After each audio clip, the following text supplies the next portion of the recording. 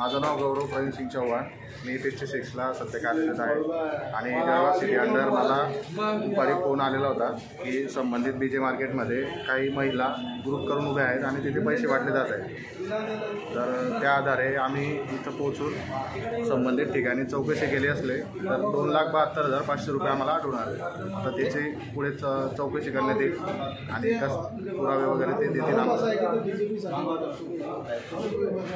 BJPचे वगैरे ते voting card वगैरे दिसलेले आहेत, पण त्यावर BJP वगैरे असं काही नाव वगैरे काही नाही। ते उमेदवारांची लिस्ट वगैरे लिस्ट आपण जप्त केली, मोबाईल क्रमांक वगैरे आणि आत्मनिर्भर संस्था चालवत आहेत असं त्यांनी सांगितलं आहे। ब्युटी पार्लरमध्ये आत्मनिर्भर संस्था चालवत आहेत ते लेडीजची। जवळपास त्यांच्याकडे 10 ते 12,000 महिला तिथे आहेत। दर महिन्याला ते येतात आणि पैसे वगैरे त्यांना घेऊन जातात असं ते बोलत आहेत आपल्याला।